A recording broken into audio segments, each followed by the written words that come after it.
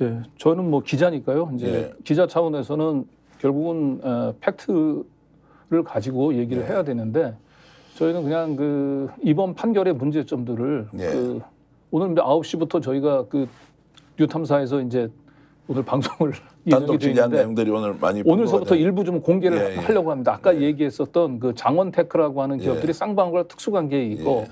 그 장원테크가 어떤 활동을 벌였는지를 알면은 예.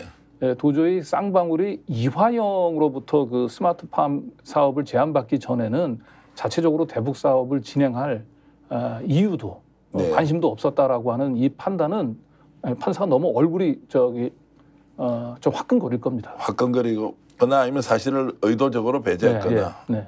아예 그냥 모르는 상태에서 네. 일반인 판단을 했거나 이런 말씀이고 네. 지금 뭐 동치접속 1,500명 정도 우리 들어와 계신데요.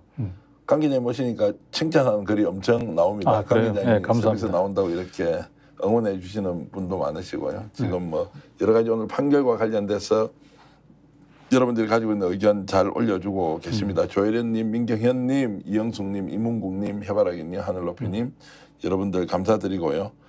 자, 오늘은 이제 이렇게 모신 거는 사실 이제 판결이 나올 것을 알고 이렇게 모신 건 아닌데 이제 잠깐 이렇게 나눴으니까 자, 두 가지만 좀 요약해서 질문을 드리겠습니다. 자, 그러면 이게 이제 이재명 현 민주당 대표 네. 전 경기도지사와 연결고리가 만들어져서 검찰이 계속 수사할 가능성이 있느냐 이 부분은 어떻게 보십니까? 뭐 당연히 그거는 검찰이 사실은 이 기다리던 바였죠. 예. 그리고 검찰이 기대하는 대로 판결을 내줬고요. 예. 당연히 검찰은 예정했던 시나리오를 그대로 진행할 거로 봅니다. 구체적으로 보면 그러면 이화영이 네. 이제 공모해서 네. 북한에 돈을 보냈는데 네. 김성태와 함께 네네. 이 내용을 이제 사전에 보고를 했느냐 안 했느냐 또 네. 사전에 공모를 한 거냐 아니냐 이렇게 되지 않습니까? 그까지 그렇죠. 무조건 수사 간다 이렇게 보는 거죠. 저희는 뭐 검찰이 지금까지 해온 행태로 봤을 때 예.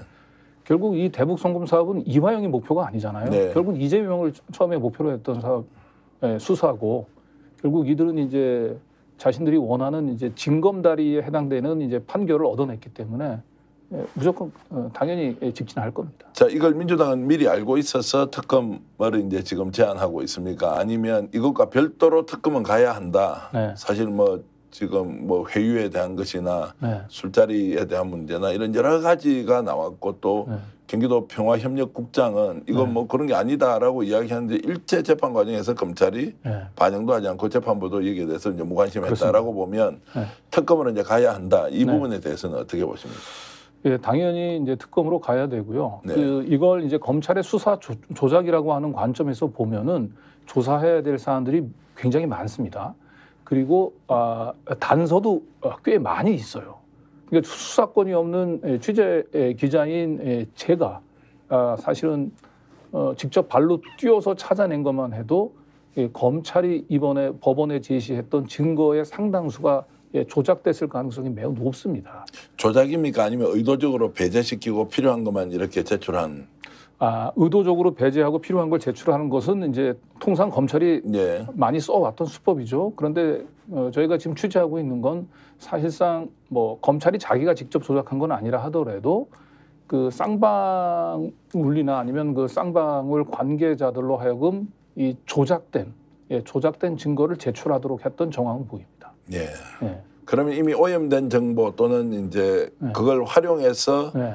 수사를 하는 단계에서 이렇게 이제 제출했다 이런 것을 구체적으로 좀 확보하고 오늘 9시에 이제 뉴탐사에서 이런 내용을 이제 하나하나씩 공개를 하겠다고 말씀하시는 네네. 이제 오늘 뭐 저희가 이제 전면적으로 다 이제 취재 내용을 공개할 수는 없는데 제가 하나 주목하고 봤던 게 있거든요. 이 대북 송금 이화영 유죄 판결을 할 때 과연 이거를 증거로 채택할 것이냐. 이건 너무 심각하게 오염된 증거고 조작됐을 가능성이 매우 높은 건데 저희가 우려했던 대로 그걸 그대로 써서 오늘 증거로 채택했습니다. 증거로 채택하고 자, 그러면 이제 이재명 당대표에 대한 수사가 진행될 것이라는 이런 이제 가정 하나. 두 번째, 항소심에게 이제 넘어가면 항소심 재판부가 1심 재판부처럼 저렇게 할 거냐 아니냐 이런 것들도 우리가 좀 의심을 하고 봐야 됩니까? 아니면 그래도 기대를 하면서 항소심에서는 뭔가 증거주의에 의해서 사실과 진실에 기반해서 판결을 할 것이냐 이런 부분에 대한 전망은 어떻게 하십니까? 예, 어차피 그 사실 이재명 지사와 관련된 사건이기 때문에 이 재판은 사실상 정치적인 저는 재판이 될 수밖에 없다고 생각해요. 2심 판사가 아무리 스스로 법관의 양심과 증거에만 입각해서 심리를 한다고 하더라도 그 결론에 대한 평가는 정치적인 이 평가에서 사실 자유로울 수는 없을 겁니다. 그런데 저는 중요한 거는 그거보다도 1심에서 간과했었던 그 사실들, 그런 사실들이 항소심에서는 더 많이 다뤄져야 됩니다. 아까 얘기했던 대로 국정원 문건이라든지 쌍방울 대북송금 사업에서 전혀 한 번도 등장하지 않았던 장원테크라고 하는 기업이라든지 아까 내가 1심 재판부가 제발 그거는 증거로 채택되지 말았으면 했던 증거들이 또 채택이 됐습니다. 그래서 이런 그 기본적으로 1심에서 간과됐던 객관적인 증거들이 항소심에서는 이제 제대로 좀 다뤄져야 된다. 제가 이제 취재 기자로서 사실로 확인한 거 아니고는 이제 굉장히 말씀을 조심스럽게 하시는데 그래도 제가 일단 좀 단순화시켜서 질문을 드리면요. 자, 이재명 경기도지사가 대통령이 되고 싶어서 북한 방문을 한번 해야 되겠는데 특정 기업한테 이야기해서 너희들이 200만 달러든 300만 달러든 경기도가 줘야 될 돈 너희 좀 대납해 주면 내가 앞으로 대통령 되면 잘 봐줄게. 이게 지금 2020년 그렇습니다. 이후 대한민국에서 가능한 일입니까? 자치단체장이? 그 상식적인 터무니없는 시나리오 아니겠습니까? 바보가 아니면 누가 그 짓을 합니까? 그렇죠. 더군다나 대북 제재를 유엔 제재를 위반하면서까지 그리고 그 회사를 보니까 이 회사 이력이라는 게 있지 않습니까? 그렇죠. 우리가 보통 비즈니스 레코드라는 걸 다 뒤집어 보니까 이게 보통 회사가 아니에요. 이것은 위대하다는 쪽보다 아주 좀 뭔가 부정적인 그런 과거 활동 경력이 있는 회사의 오너에게 당신이 이거 대납해 주라 이렇게 말을 할 수가 있냐고요. 그런데 이것이 이루어졌다는 전제에서 이재명은 끝까지 감옥에 가야 한다는 전제로 프레임을 짜고 지금 가는 거 아니냐라고 하는 것이 제가 기자 출신이면서도 상식적으로 질문을 할 수밖에 없는 거 아니냐 이런 생각이 듭니다. 그래서 아까 이제 그 민주당에서 지금 특검법이 발의가 됐는데 민주당이 어떤 생각을 또 그림을 가지고 발의했는지 모르겠는데 제가 취재한 바에 따르면은 이 대북 송금 사건은 대장동에서부터 봐야 되고요.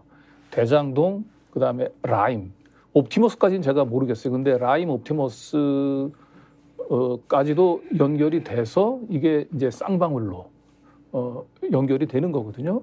그리고 이 쌍방울은 사실은 다시 한번 제가 방송에서도 얘기했지만은 2022년 대선 과정에서는 이재명 테마주가 아닙니다. 윤석열 테마주로 분류됐던 기업이 쌍방울입니다. 자, 그래서 이게 김성태라는 사람이 지금 나와서 하는 말도 들어보면 신뢰성이 전혀 없는데도 불구하고 이 사람들이 주장했던 게 이제 증거로 다 채택됐다. 이게 대한민국 사법부의 현실이다. 이런 거 생각하면 참 안타깝다기보다는 정말로 우리가 이런 나라에 살고 있는 것 자체가 부끄러운 일이다 생각이 좀 드는데요. 시간이 스픽스는 말하는 언론입니다. 대세는 유튜브, 그중에서 스픽스. 좋아요, 댓글, 구독, 알림 설정. 여러분이 저희를 사랑해 주시고 우리가 여러분을 사랑하는 4가지 방법입니다.